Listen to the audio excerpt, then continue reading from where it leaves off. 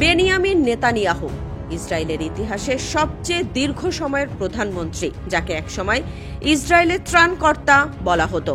কিন্তু আজ সেই নেতানিয়াহুর অবস্থা এমন যে নিজের দেশের মানুষই তাকে বিশ্বাস করে না। ইসরায়েলের মাআরিফ সংবাদপত্রের সাম্প্রতিক জরিপে চমকপ্রদ তথ্য উঠে এসেছে। ৫৯% ইসরায়েলি চায় যে জিম্মিদের বিনিময়ে গাজায় যুদ্ধ এখনই বন্ধ হোক।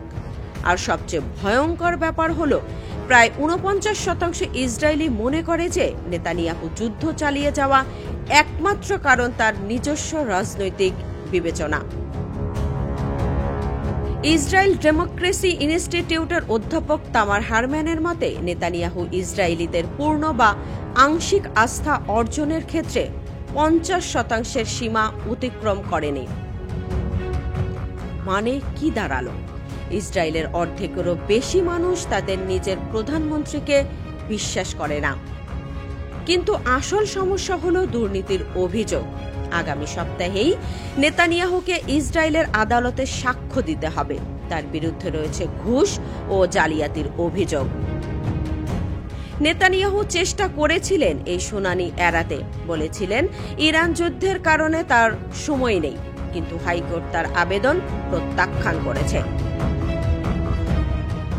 এদিকে মার্কিন প্রেসিডেন্ট ডোনাল্ড ট্রাম্প নেতানিয়াহুকে রক্ষা করার চেষ্টা করেছেন। ট্রাম্প বলেছেন, নেতানিয়াহু একজন মহান নায়ক এবং তার বিচার অবিলম্বে বাতিল করা উচিত। কিন্তু মজার ব্যাপার হলো, এই একই ট্রাম্প মাত্র কয়েকদিন আগে নেতানিয়াহুকে অপমানজনকভাবে নিন্দা করেছিলেন। ইসরায়েলের বিরোধী দলীয় নেতা ইয়ার ল্যাপিড ট্রাম্পের এই হস্তক্ষেপে বলেছেন, একটি স্বাধীন রাষ্ট্রের আইনি প্রক্রিয়ায় হস্তক্ষেপ করা উচিত হয়নি। অধ্যাপক হারম্যানের মতে, ট্রাম্পের এই আচরণ ইসরায়েলের সাথে একটি ব্যানানা রিপাবলিকের মতো আচরণ করার শামিল। অনেক ইসরায়েলের অভিযোগ, নেতানিয়াহু গাজায় যুদ্ধকে অপ্রয়োজনীয়ভাবে দীর্ঘায়িত করছেন। প্রাক্তন জেনারেলরা বলছেন, ইসরায়েল প্রতিরক্ষা বাহিনী গাজায় যতটা সফলতা পাওয়া সম্ভব ততটাই অর্জন করেছে। তাহলে যুদ্ধ চালিয়ে যাওয়ার দরকার কি?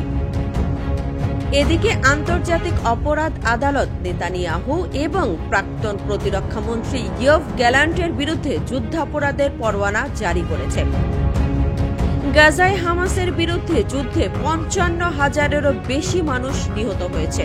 এর জন্য আন্তর্জাতিক আদালত নেতানিয়াহুকে দায়ী করছে। নেতানিয়াহুর সমস্যা শুধু দেশের ভেতরে নয়, বাইরেও। এদিকে নিজের জনগণের অবিশ্বাস, অন্যদিকে আন্তর্জাতিক চাপ। বিশেষজ্ঞরা বলছেন, গাজায় যুদ্ধ চলতে থাকা অবস্থায় ইসরায়েলের নতুন নির্বাচন হওয়া কঠিন। কিন্তু নেতানিয়াহুর রাজনৈতিক ভবিষ্যৎ এখন ঝুলে আছে। প্রশ্ন থেকে যায়, যে মানুষটি একসময় ইসরায়েলের অপরাজয় নেতা ছিল, সে কি পারবে এই সংকট থেকে বের হয়ে আসতে? নাকি নিজের জনগণের অবিশ্বাস এবং দুর্নীতির অভিযোগের চাপে তার রাজনৈতিক জীবনের সমাপ্তি ঘটবে?